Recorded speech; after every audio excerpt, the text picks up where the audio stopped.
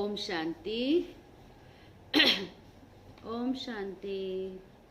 Good morning. सवेरे सवेरे अमृत वेले कौन मिलने आता है हम बच्चों से? रोज रोज अमृत वेले शिव बाबा हम बच्चों को वरदानों से झोली भरता है। रोज सवेरे आता है ज्ञान रत्नों के भंडारे भरपूर करने।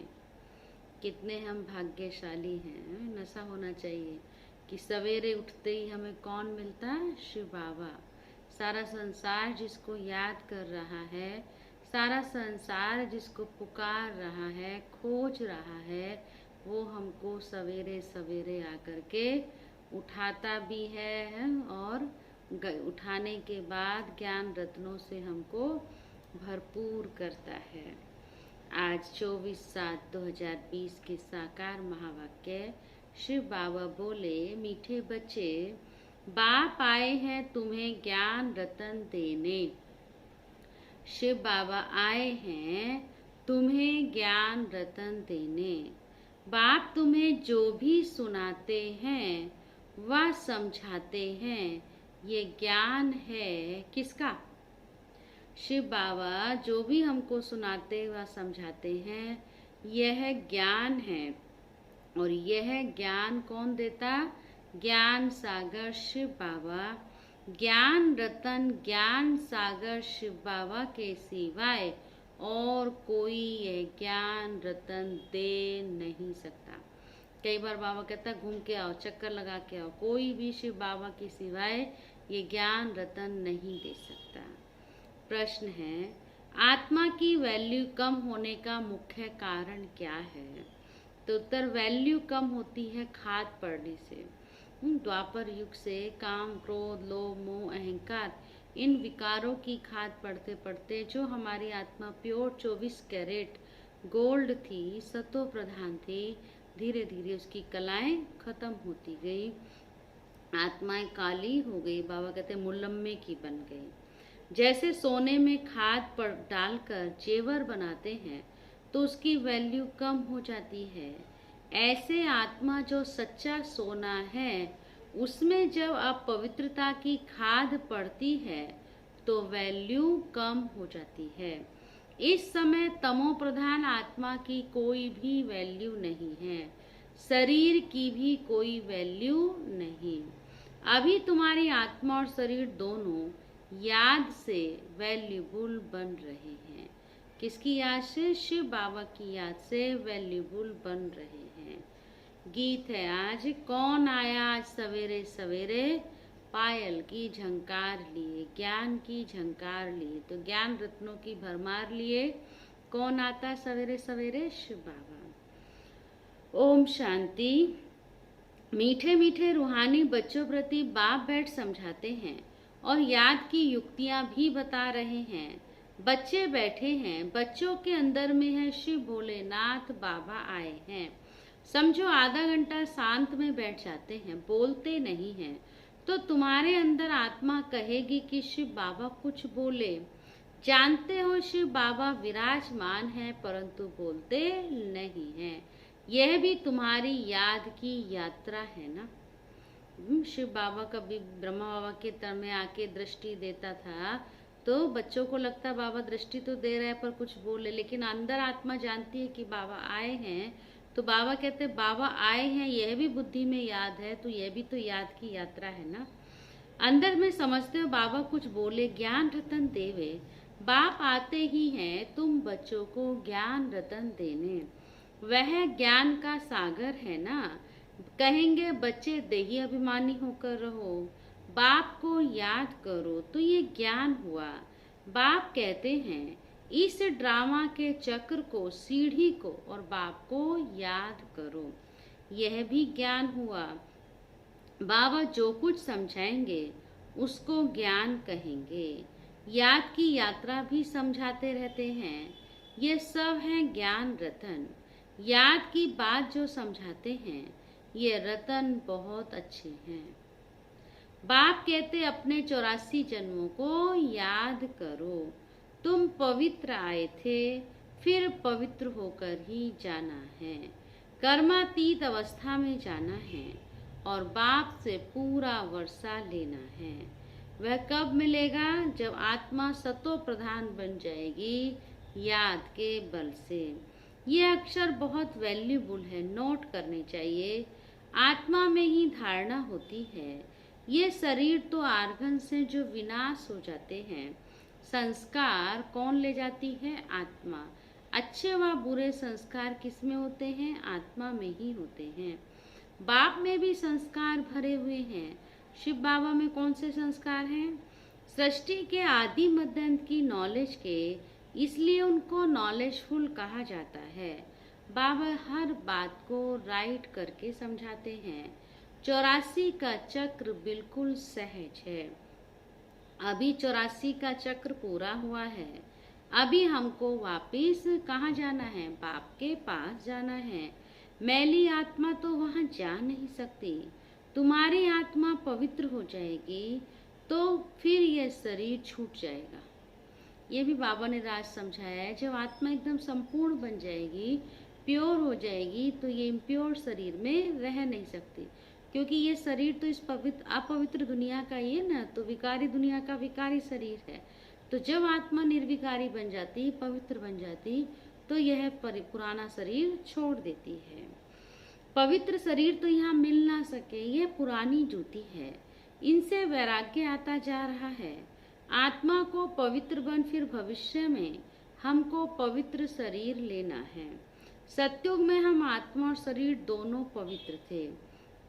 बाबा कहते इस समय तुम्हारी आत्मा पवित्र बन गई है तो शरीर भी अपवित्र है। जैसा सोना वैसा जेवर। गवर्नमेंट भी कहती है हल्के सोने का जेवर पहनो, उसका भाव कम है। अभी तुम्हारी आत्मा की भी वैल्यू कम है। वहाँ तुम्हारी आत्मा की कितनी वैल्यू रहती है? कहाँ? सतयुग में सतो प्रधान है ना। अभी है तमो प्रधान, खाद पड़ी हुई है, कोई काम की नहीं है। वहाँ आत्मा पवित्र है तो बहुत वैल्यू है। अभी तो 9 कैरेट बन गई है तो कोई वैल्यू ही नहीं है। इसलिए बाप कहते हैं आत्मा को पवित्र बनाओ तो फिर शरीर भी पवित्र मिलेगा।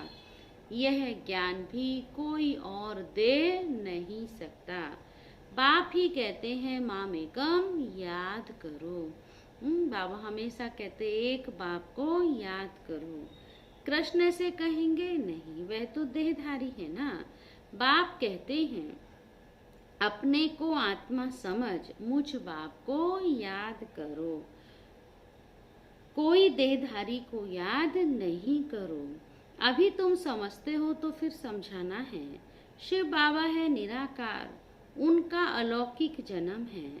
तुम बच्चों को भी अलौकिक जन्म देते हैं। अलौकिक बाप, अलौकिक बच्चे। लौकिक, पारलौकिक और अलौकिक कहा जाता है। तुम बच्चों को अलौकिक जन्म मिलता है। बाप तुमको एडाप्ट कर वर्षा देते हैं। तुम बच्चे जानते हो हम ब्राह्मणों का भी अलौकिक जन्म है। अलौकिक बाप से अलौकिक वर्षा मिलता है। ब्रह्मा कुमार कुमारियों बिगर और कोई स्वर्ग का मालिक बन न सके। मनुष्य कुछ भी समझते नहीं हैं। तुमको बाप कितना समझाते हैं। आत्मा जो पवित्र बनी है वह सिवाय याद के पवित्र बन नहीं सकती। याद में नहीं रहेंगे तो खाद रह जाएगी, पवित्र बन नहीं सकेंगे, फिर सजाएं खानी पड़ेंगी। बाबा कहते सारी दुनिया की मनुष्य आत्माओं को पवित्र बन वापिस जाना है, शरीर तो नहीं जाएगा। बाप कहते हैं अपने को आत्मा समझना कितना मुश्किल रहता है। धंधे आदि में वह अवस्था थोड़ी ही रहती है। बाबा कहते हैं मुख्य मेहनत करनी है, आत्मा समझकर बाप को याद करना है। फिर भी क्या होता, बच्चे धंधे में बिजी हो जाते तो भूल जाते हैं, याद नहीं रहता है। इसलिए वह अवस्था बनाने के लिए बैठक योग करना चाहिए। बाप कहते हैं अच्छा अपने को आत्मा नहीं समझते हो तो क्या करो, शिव बाबा को याद करो। धंधा आदि करते यही मेहनत करो कि मैं आत्मा इस शरीर से काम करती हूँ, मैं आत्मा ही शिव बाबा को याद करती हूँ। आत्मा ही पहले पहले पवित्र थी, अब फिर पवित्र बनना है। यह है मेहनत, इसमें बड़ी जबरदस्त कमाई है। यहाँ कितने भी साहूकार हैं, अरब खरब हैं, परंतु वह सुख नहीं है। सबके सिर पर दुख है। इस समय तो बड़े बड़े राजा हैं, प्रेसिडेंट आदि आज हैं, कल उनको मार देते हैं। विलायत में क्या क्या होता रहता है। साहूकारों पर, राजाओं पर तो और भी मुसीबत है। यहाँ भी जो राजाएं थे वो प्रजा बन गए, राजाओं पर फिर प्रजा का राज्य हो गया। ड्रामा में ऐसे नूंद है, पिछाड़ी में ही यह हाल होता है। बहुत ही आपस में लड़ते रहेंगे। तुम बच्चे जानते हो, कल पहले भी ऐसे हुआ था। बाबा कहते तुम गुप्त वेश में दिल व जान, सिख व प्रेम से अपना गवाया हुआ राज्य फिर से वापस लेते हो। तुमको पहचान मिली है कि हम तो मालिक थे, सूर्यवंशी देवताएं थे। अभी फिर वह बनने के लिए पुरुषार्थ कर रहे हो, क्योंकि यहाँ तुम सत्यनारायण की कथा सुन रहे हो ना। बाप द्वारा हम नर से नारायण कैसे बने, बाप आकर राजयोग सिखलाते हैं। भक्ति मार्ग में कोई भी ये राजयोग सिखला ना सके। कोई भी मनुष्य को बाप, टीचर, गुरु नहीं कहेंगे। भक्ति में कितनी पुरानी कहानियां बैठ करके सुनाते हैं। अब तुम बच्चों को 21 जन्म विश्राम पाने के लिए शिव बाबा कहते पावन तो जरूर बनना पड़े। बाप कहते हैं अपने को आत्मा समझो। आधा कल्प तो ड्रामा अनुसार तुम देह अभिमानी होकर रहते हो, अब देही अभिमानी बनना है। ड्रामा अनुसार अब पुरानी दुनिया को बदल नया बनना है। दुनिया तो एक ही है, पुरानी दुनिया से फिर नई बनेगी। नई दुनिया में नया भारत था तो उसमें देवी देवता थे। बाबा याद दिलाते हैं, कैपिटल भी जानते हो, जमुना का कंठा था जिसको परिस्तान भी कहते हैं। वहाँ नेचुरल ब्यूटी रहती है। कहाँ? सतयुग में। आत्मा पवित्र बन जाती है तो पवित्र आत्मा को शरीर भी पवित्र मिलता है। बाप कहते हैं मैं आकर तुमको हसीन सो देवी देवता बनाता हूँ, तुम बच्चे अपनी जांच करते रहो। कोई हमारे में अवगुण तो नहीं है, याद में रहते हैं। पढ़ाई भी पढ़नी है, यह है बहुत बड़ी पढ़ाई। एक ही पढ़ाई है, उस पढ़ाई में तो कितने किताब आदि पढ़ते हैं। ये पढ़ाई है ऊंच ते ऊंच। पढ़ाने वाला भी कौन है? ऊंचे ते ऊंचा शिव बाबा है। ऐसे नहीं कि शिव बाबा को इस दुनिया का मालिक है, विश्व के मालिक तो तुम बनते हो ना। बाबा हमेशा अपने से ऊंचा हमको बनाते हैं। कितनी नई नई गुह्य बातें तुमको बाप सुनाते रहते हैं। मनुष्य समझते हैं परमात्मा सृष्टि का मालिक है। बाप समझाते हैं मीठे मीठे बच्चों, मैं इस सृष्टि का मालिक नहीं हूँ, तुम मालिक बनते हो और फिर राज्य गवाते हो। फिर बाप आकर क्या करते हैं? विश्व का मालिक बनाते हैं। विश्व इसको ही कहा जाता है। मूल वतन व सूक्ष्म वतन की बात ही नहीं है। मूल वतन से तुम यहाँ आकर 84 जन्मों का चक्र लगाते हो। फिर बाप को आना पड़ता है। अभी फिर तुमको पुरुषार्थ कराता हूँ, वह प्रारब्ध पाने के लिए जो तुमने गवा दी है। बाबा आते हैं, जो हम बच्चों को बाबा ने ही भर करके दिया था वो अब खत्म हो गया। फिर से बाबा आकर के वो भाग्य हमारा बनाते हैं। हार और जीत का खेल है ना। यह रावण राज्य खलास होना है। बाप कितना सहज रीति से समझाते हैं। बाप खुद बैठकर पढ़ाते हैं। वहाँ तो मनुष्य मनुष्य को पढ़ाते हैं। हो तुम भी मनुष्य, परंतु बाप तुम आत्माओं को बैठ करके पढ़ाते हैं। पढ़ाई के संस्कार आत्मा में ही रहते हैं। अभी तुम बहुत नॉलेजफुल हो, वह सब है भक्ति की नॉलेज।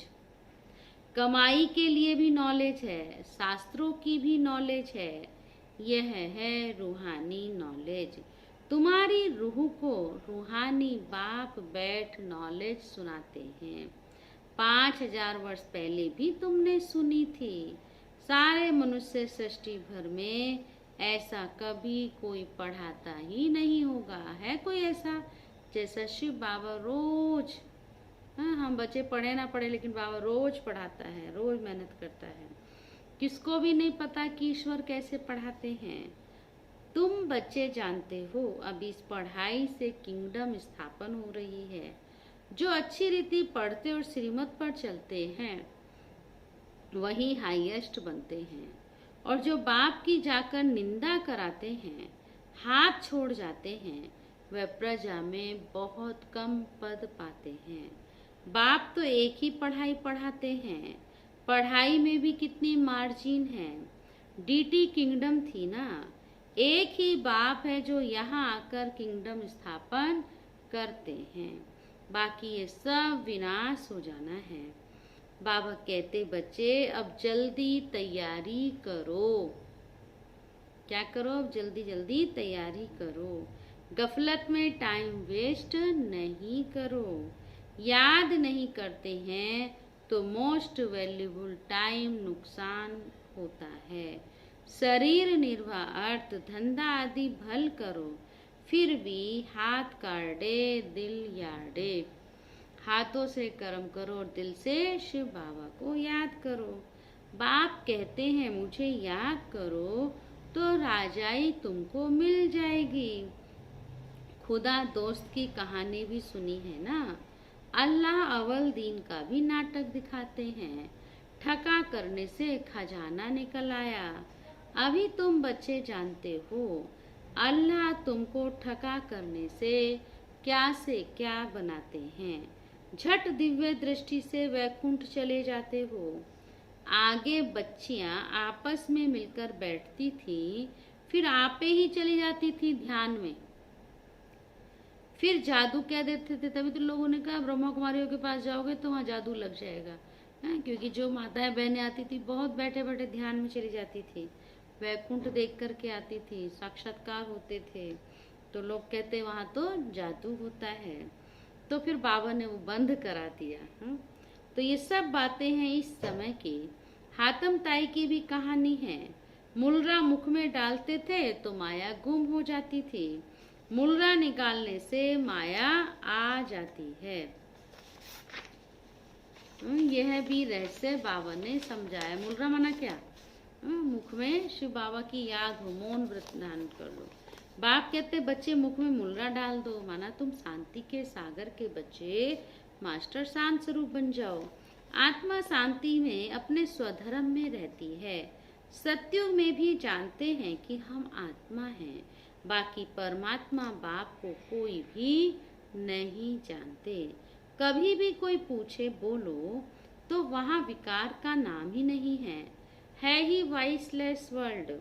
5 विकार वहाँ होते ही नहीं, देह अभिमान ही नहीं। माया के राज्य में तो देह अभिमानी बनते हैं, वहाँ होते ही है मोह जीत। इस पुरानी दुनिया से नष्टो मोहा होना है। वैराग्य तो उनको आता है जो घर बार छोड़ते हैं। तुमको तो घर बार नहीं छोड़ना है, बाप की याद में रहते ये पुराना शरीर छोड़कर जाना है। सबका हिसाब किताब चुकतू होना है, फिर चले जाएंगे कहाँ? वापिस अपने घर। इसलिए सदा याद रखो कि अब हमको वापिस घर जाना है। ये कल्प कल्प होता है। तुम्हारी बुद्धि अभी दूर दूर ऊपर जाती है। वो लोग देखते हैं कहाँ तक सागर है, सूर्य चांद में क्या है। आगे समझते थे ये देवताएं हैं। तुम कहते हो ये तो मांडवे की बत्तियां हैं। यहाँ खेल होता है तो ये बत्तियां भी यहाँ हैं। मूल वतन सूक्ष्म वतन भी ये होती नहीं, वहाँ खेल ही नहीं। ये अनादि खेल चला आता है। चक्र फिरता रहता है, प्रलय होती नहीं। भारत तो अविनाशी खंड है, इसमें मनुष्य रहते ही हैं, जलमयी होती नहीं। पशु पक्षी आदि जो भी हैं सब होंगे, ये भी सब होंगे सतयुग में, पर दुख देने वाला वहां कोई नहीं होगा। पशु पक्षी आदि सब बाबा ने कहा वहां होंगे, है ना। बाकी जो भी खंड है वह सतयुग त्रेता में नहीं रहते। कौन सा खंड रहता है? एक अविनाशी भारत। तुमने जो कुछ दिव्य दृष्टि से देखा है वह फिर प्रैक्टिकल में देखेंगे। बाबा कहते प्रैक्टिकल में तुम वैकुंठ में जाकर राज्य करेंगे, जिसके लिए ही तुम पुरुषार्थ करते रहते हो। बाबा जो जो बच्चियों को साक्षात्कार कराया वैकुंठ का, बाबा कहते हो प्रैक्टिकल में जाकर तुमको वहां रहना है, और तुम मेहनत ही कर रहे हो वहां जाने के लिए। सब साक्षात्कार जिन्होंने किया उनके लिए नहीं, हम सब बच्चे भी। प्रैक्टिकल में तुम वैकुंठ में जाकर राज्य करेंगे, जिसके लिए पुरुषार्थ करते रहते हो। फिर भी बाप कहते हैं याद की बड़ी मेहनत है, माया याद करने नहीं देती। बहुत प्यार से बाबा को याद करना है। अज्ञान काल में भी प्यार से बाप की महिमा करते हैं। हमारा फलाना ऐसा था, फलाने मर्तबे वाला था। अभी तुम्हारी बुद्धि में सारा सृष्टि चक्र बैठा हुआ है, सब धर्मों की नॉलेज है। जैसे वहाँ रूहों का सिजरा है, यहाँ फिर मनुष्य सृष्टि का सिजरा है। Great great grand father Brahma हैं। फिर है तुम्हारी बरादरी। सृष्टि तो चलती रहती है ना। बाप समझाते हैं बच्चे, नर से नारायण बनना है तो तुम्हारी जो कथनी है वही करनी हो। पहले अपनी अवस्था को देखना है बाबा, हम तो आपसे पूरा वर्षा लेकर ही छोड़ेंगे, ऐसे बाबा से बातें करनी है। फिर बाबा ने कहा सिर्फ कहना नहीं है, पक्का उसके लिए पुरुषार्थ भी करना है, वह चलन भी चाहिए। ये एक ही पढ़ाई है नर से नारायण बनने की। यहाँ तुमको कौन पढ़ाते हैं? बाप ही पढ़ाते हैं। राजाओं का राजा तुम ही बनते हो, और कोई खंड में होते नहीं। तुम पवित्र राजाएं बनते हो। फिर बिगर लाइट वाले अब पवित्र राजाएं पवित्र राजाओं के मंदिर में मंदिर बनाकर पूजा करते हैं। अभी तुम पढ़ रहे हो कहाँ के लिए? नई दुनिया के लिए।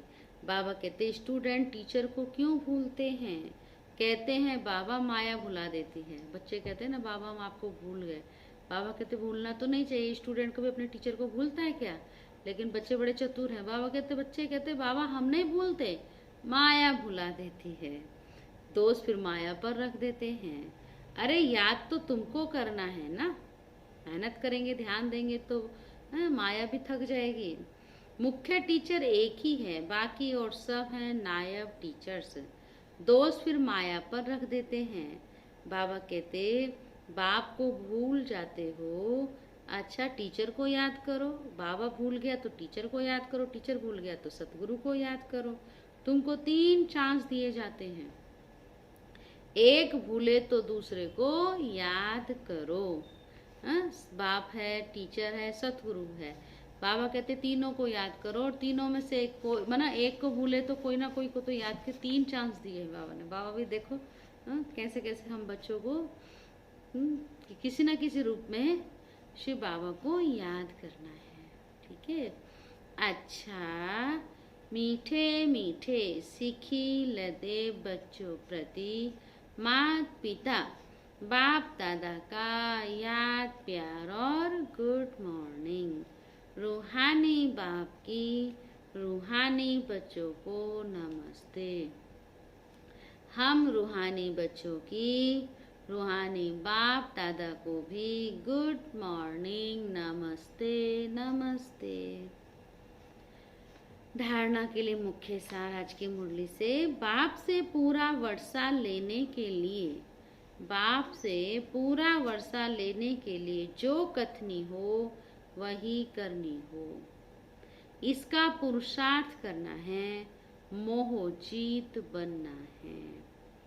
सेकंड पॉइंट, सदा याद रहे कि हम शांति के सागर के बच्चे हैं। हमें शांति में रहना है, मुख में मुर्रा डाल लेना है, गफलत में अपना टाइम वेस्ट नहीं करना है, गफलत में अपना समय बर्बाद नहीं करना है। वरदान है, तड़पती हुई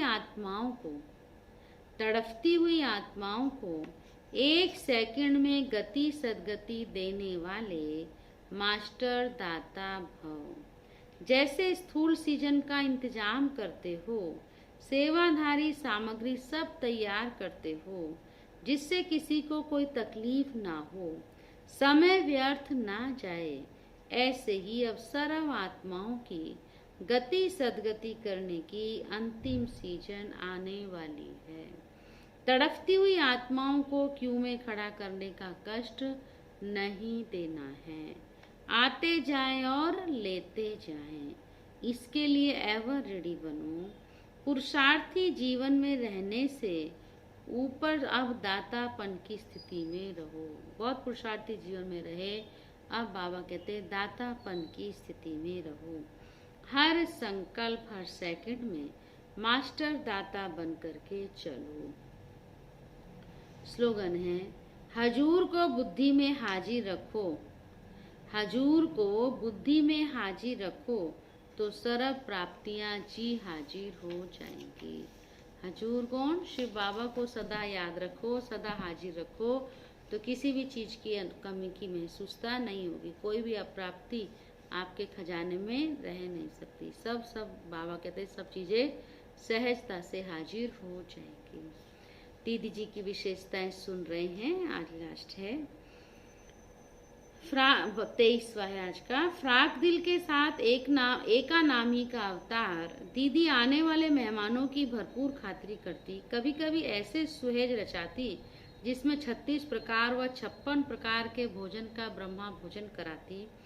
एक बार तो दीदी ने 108 प्रकार का भोग बनवाया और सभी के साथ मिलकर खाया और खिलाया, लेकिन साथ साथ अनासक्त वृत्तियों पर भी ध्यान खिंचवाया। दीदी यक्की एका नामी का बहुत ध्यान रखती। दीदी कहती, गरीब गरीब बच्चे, भोली भोली माताएं अपनी मेहनत की कमाई यज्ञ में भेजती हैं, इसलिए कोई भी व्यर्थ खर्च नहीं करना है। अपने प्रति कम से कम खर्च हो, इस बात पर ध्यान रखना है। साधन सुविधाएं सब सेवा के लिए है, अपने प्रति नहीं। साधन सुविधाएं सब सेवा के लिए है, अपने प्रति नहीं। 24 अपकारी पर भी उपकार की भावना। कभी कोई यक्की व बड़ों की इंसल्ट करता, कोई उल्टा सुल्टा बोलता तो भी दीदी कहती, बाबा ने सब पर उपकार किया है, इसका दोष नहीं है, इसलिए कभी भी बदला लेने का ख्याल नहीं रखना है। बहुत बड़ी बात है। दूसरे को बदलने के बजाय खुद को बदल लो, इसमें ही भलाई है। 25 उपराम और साक्षी दृष्टा। दीदी अव्यक्त होने के कुछ महीने पहले से ही हर कारोबार से उपराम होती गई। कभी कोई बात दीदी को सुनाते तो दीदी कहती, छोड़ो इन बातों को, अब तो दीदी का स्लोगन क्या था, अब तो घर चलना है।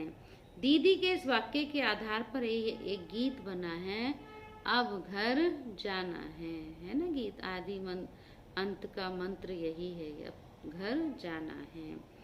इसी एक स्मृति से दीदी साक्षी दृष्टा बनती गई। कार्य व्यवहार से भी उपराम होते 8 जुलाई 1983 में इस भौतिक देह से अलग हो अव्यक्त वतनवासी बन बेहद सेवा में चली गई। तो इसलिए खास 28 जुलाई को दीदी जी का विशेष दिन है, तो हम सब दीदी जी की स्मृति में योग भी करेंगे। उनकी शिक्षाएं सुनी हमने, उनकी विशेषताएं भी सुनी। ऐसा विशेष आत्मा बनने का हम विशेष प्रयास भी करेंगे। ठीक है, अब हम शिव बाबा को याद करते हैं।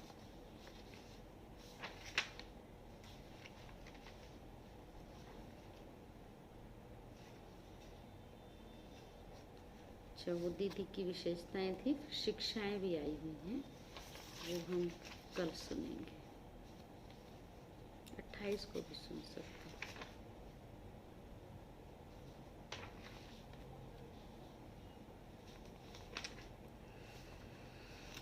ओके, ओम शांति। चले हम बाबा के पास, शिव बाबा को याद करने।